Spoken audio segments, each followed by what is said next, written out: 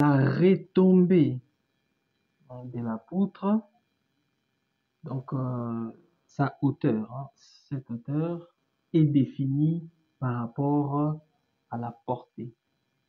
La portée ici, c'est 9 mètres. Salut et bienvenue sur la chaîne. Alors aujourd'hui, on va parler des poutres.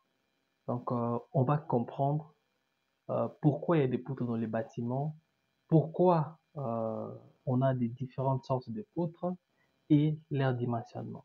Alors avant de commencer, j'aimerais que nous puissions comprendre qu'une poutre est un élément porteur. En fait, une poutre reçoit, ensuite partage. On peut déjà passer à l'explication. Une poutre va devoir recevoir des charges.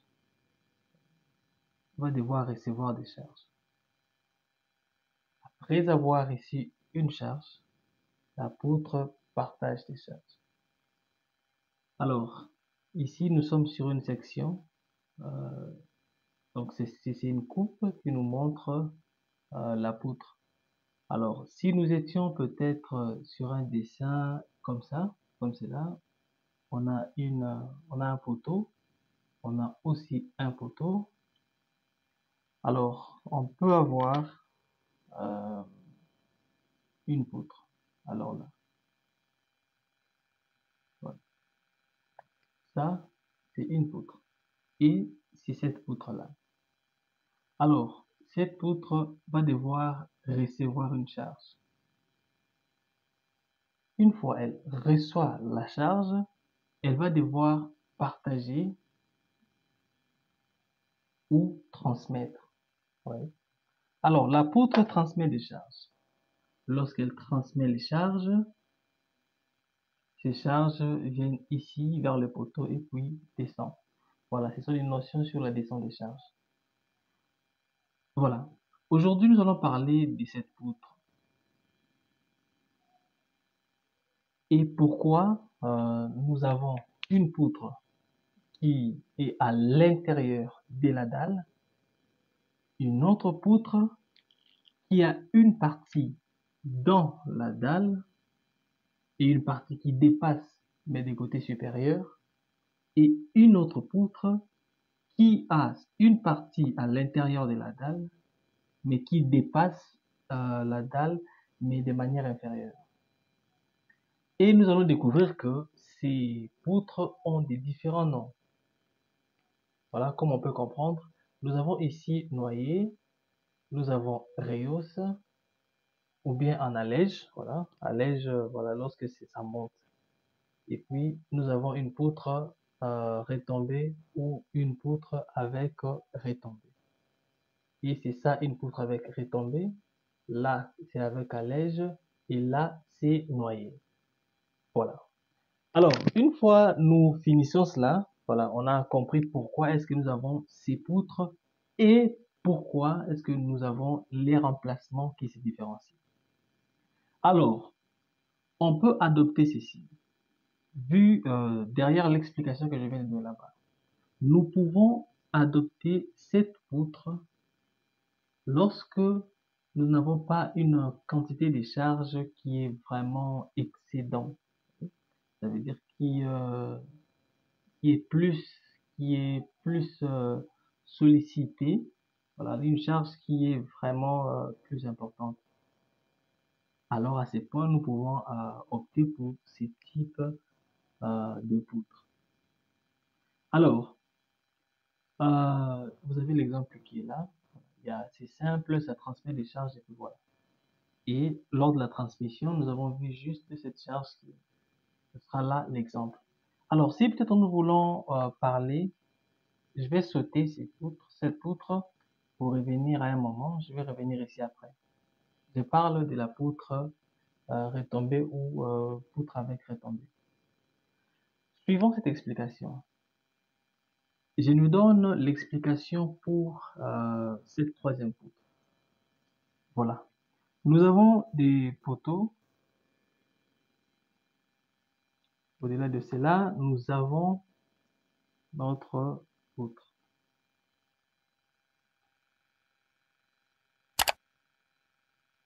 Bon, voilà, nous avons une poutre là au-dessus. Alors, contrairement au premier exemple, il y a une différence ici. Là, on peut utiliser ce type de poutre noyée lorsque nous avons cette charge. Regardez la différence. Ici, on adopte cette poutre qui dépasse. Voilà, une poutre qui dépasse. Nous adoptons ça. Voilà, ça dépasse. Bon, faisons ça pour donner une idée. Claire. Voilà. Une poutre qui dépasse, vous voyez, qui dépasse la dalle. Pourquoi? On adopte ça au moment où nous avons des charges. Vous voyez, nous avons plusieurs charges. Donc la charge, elle est très importante. Alors, pour pouvoir, voilà, pour pouvoir relier ceci, donc donner un équilibre à ceci, à la poutre, nous allons devoir donner une retombée.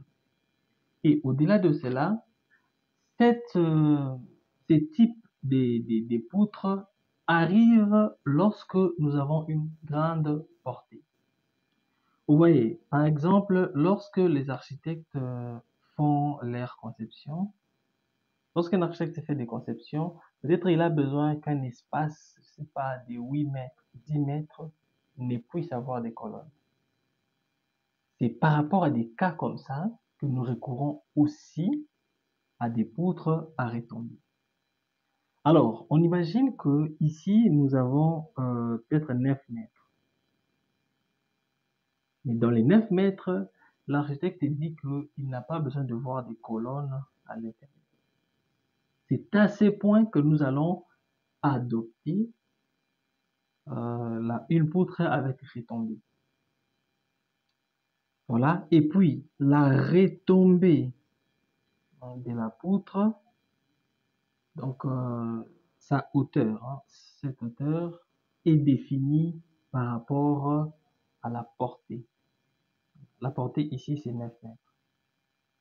Nous descendons, donc cette distance-là est définie par rapport à la portée. Donc, ici, c'est 9 mètres. C'est comme ça que nous avons souvent des cas des poutres à retomber. Alors, dans un cas pareil, on prend la poutre à retomber. Mais dans ces cas, vu qu'on n'a pas beaucoup de charge dessus, ce qu'on a suffit et puis voilà, nous avons cette charge et puis voilà, ça distribue facilement. Et dans ces cas aussi, nous avons cette charge et puis ça distribue facilement. Ça reçoit d'abord, ensuite ça distribue facilement. Alors, c'est à partir de là que nous allons devoir parler des poutres en allège ou bien poutres avec rehausse. Voilà. Bon, ça c'est difficile de le voir. Voilà, ce n'est pas vraiment très courant. Voilà. Ça, on l'utilise un peu rarement. Mais cette poutre-là et celle-là jouent le même rôle. Alors, si ça joue le même rôle, pourquoi celui-ci sera en bas, pardon, celle-ci sera en bas et l'autre en haut? Selon ce que les gens disent, en tout cas, moi, je trouve ça bien. Ça fait d'ailleurs de l'esthétique lorsqu'on voit des poutres, des retombées. Moi, je trouve ça très joli. Je vois la beauté dans la structure, dans le bâtiment. Ça fait du bien. Mais bon, en raison de ce que les gens disent, parce que les gens disent que voilà, ça ne fait pas du bien dans les bâtiments, tout ça, on est empêché dans plusieurs choses. Ça peut être le cas, oui, mais bon. C'est alors à partir de là, parce que la plupart des personnes, une fois qu'on a des retombées, on a toujours des faux plafonds, voilà. On va couvrir avec des faux plafonds pour ne pas voir qu'il y a des retombées. Pour moi, c'est cacher l'esthétique. Alors, c'est pour cette raison qu'on a adopté une poutre à rehausse ou bien à allège. Ça joue le même rôle, sauf que lui sera au-dessus. Alors, Cette poutre présente beaucoup des avantages. Oui. Parce que imaginez que là, il y a d'autres bâtiments que nous devons rajouter au-dessus. Il va nous falloir encore remplir ici pour pouvoir continuer. Vous voyez? Alors, ça présente beaucoup des avantages. Voilà, au-delà de cela, ces genres des poutres peuvent être placées dans des toitures qui ne seront pas accessibles. Vous voyez, ça veut dire qu'on va pas accessible, je pense qu'on comprend. On va pas passer là-dessus, voilà, s'y mettre ou quoi que ce soit. Vous voyez un peu des difficultés que cette poutre-là présente. Sinon, celle-là et celle-ci jouent les mêmes rôles. Ils interviennent lorsqu'il y a une grande portée et puis lorsqu'il y a une charge importante au-dessus. Voilà, nous sommes à la fin de la vidéo. Merci d'avoir visionné. Euh, N'oubliez pas de partager puis de vous abonner. Et s'il y a à commenter, vous pouvez le faire. Je serai là pour lire et puis voilà, pour répondre. Merci, on se voit ici prochainement.